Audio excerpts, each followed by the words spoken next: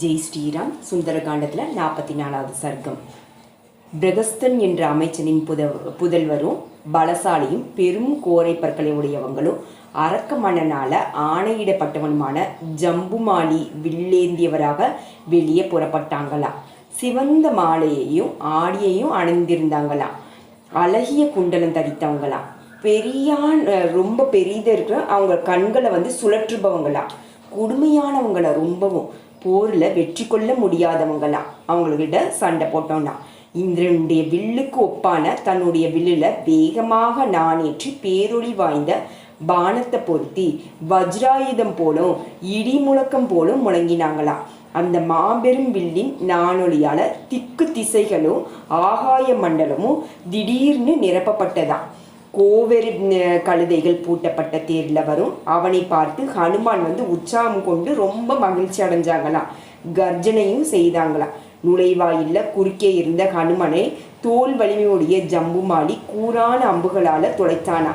பிறைச்சந்திர வடிவமைத்த பானத்தால வான வீரரின் முகத்தையும் கர்ணி என்ற வஜ்ராதயம் போன்ற அம்பினால தலையையும் 10 பானங்களால புஜங்களையும் தாக்கினாங்களாம். அம்புகளால் தாக்கப்பட்ட அவருடைய செம்மையான இந்த முகம் சரத்காலத்தில் சூரிய கிரகங்களால் மலர்விக்கப்பட்ட மலர்ந்த தாமரை போல ஒளி வீசியதான். ஆகாயத்தில் செஞ்சன துளிகளால் நனைக்கப்பட்ட ஒரு மாபெரும் தாமரை போல அவருடைய சிவந்த முகம் இரத்த துளிகளால் அழகாக விளங்கியிருந்ததா. ராட்சசனுடைய பானங்களால் அடிப்பட்ட மாவீரரான ஹனுமான் ரொம்பவும் கோபம் கொண்டாங்களாம்.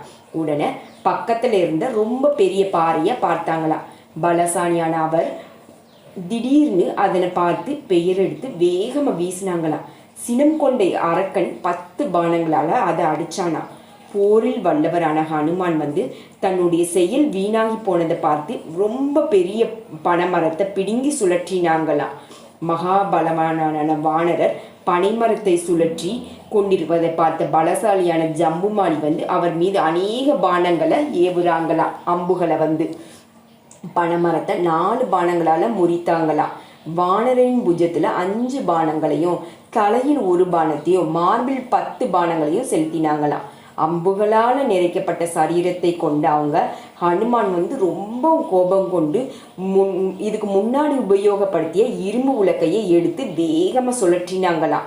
அளவற்ற பலமும் மிகவும் வேகமும் உடைய அவங்க இரும்பு உலக்கையை வேகமாக சுழற்றி ஜம்புமாலியின் அகன்ற மார்பில் விழ செய்தாங்களாம்.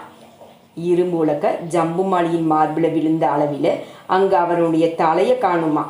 புஜங்களே இல்லையா, முழங்காலையும் இல்லையா, வில்லு இல்லையா, தேர் இல்லையா, குதிரைகள் பானம் அதாவது எல்லா தூள் தூளாக போயிருந்ததாம். பலசாலியான ஜம்புமாலி திடீர்னு அவரால் தாக்கப்பட்டதால உயிரிழந்து அங்கங்களும் அணிகளும் பொடி பொடியாக தரையில் விழுந்ததாம். கோபத்தால் மிகவும் சிவந்து போன கண்களை கொண்ட ராவணன் மகாபலம் பொருந்திய கிங்கர்களும் ஜம்புமாலியும் அழிக்கப்பட்டாங்க என்பதை கேட்டு மேலும் கோபம் கொண்டானா ராவணன். சினத்தால செக்க சிவந்து சுழலும் கண்களுடைய அந்த அரக்க மன்னன் பலசாலியான பிரகஸ்த குமாரன் கொல்லப்பட்டது உடனே மிகவும் வீரிய பராக்கிரமுடைய மந்திரி குமாரர்களுக்கு ஆணையிட்டாங்களா. 44வது சர்க்கம். 44வது சர்க்கம் முடிவடைந்தது. 45வது சர்க்கம் தொடர்ந்து பார்க்கலாம். அக்னியை போல சுடர்விடும் மந்திரிகளின் குமாரர்கள் எழுவாங்களாம். ராவணனால கட்டளையிடப்பட்டு அரண்மனையில இருந்து புறப்பட்டு சென்றாங்களாம். பெரும் படையால் சூழப்பட்டவங்களும் வில் ஏந்தியவங்களும் மகாபலம் பொருந்தியவங்களும் அஸ்திர வித்தை தெரிந்தவங்களும் தரமானவங்களும் ஒவ்வொருவரும் தானே ஜெயிக்க வேண்டும் என்ற விருப்பம் உடையவங்களும் தங்கமயமான சாளரங்களால் மறைக்கப்பட்டதும் கொடிகள் பாவட்டம் பறப்பதும் இடி போல சத்தமிட்டு கொண்டு செல்வதும் குதிரைகள் பூட்டியதுமான பெரிய ரதங்களை எல்லையற்ற பராக்கிரம் கொண்டவங்க மின்னலடிக்கும் மேகங்கள் போல பூரித்து போயிருந்தாங்களாம். பொன்னொழி வீசும் விரில்ல நானேற்றி டங்காரம் செய்து கொண்டு போனாங்களாம்.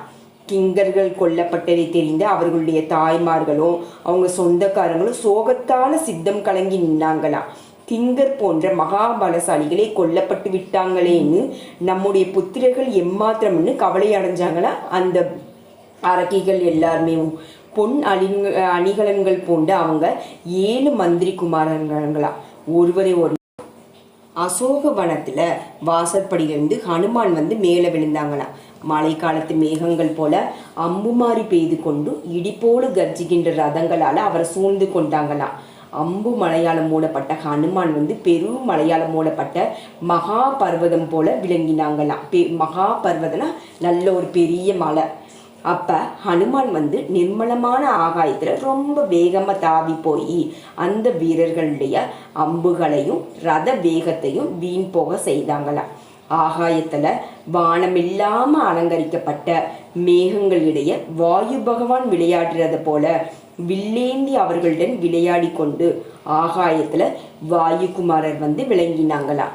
பயங்கரமான ஒரு சப்தத்தை செய்து அந்த ராட்சச படையை பயத்தால் நடுங்க செய்து அவங்க மிகவும் வேகமாக அவங்களுக்கு நடுவில் பாய்ஞ்சாங்களாம்.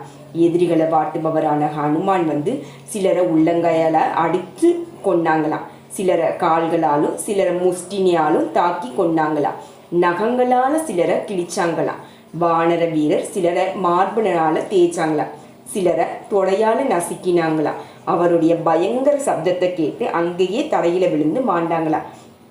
சிலர் இப்படி பூமியில் விழுந்து மாண்டவுடன் அந்த படம் முழுவதுமே ரொம்ப பயம் கொண்டு 10 திசைகளும் சிதறி ஓடினாங்களாம். யானைகள் வந்து விகாரமாக ஓலமிட்டதாம்.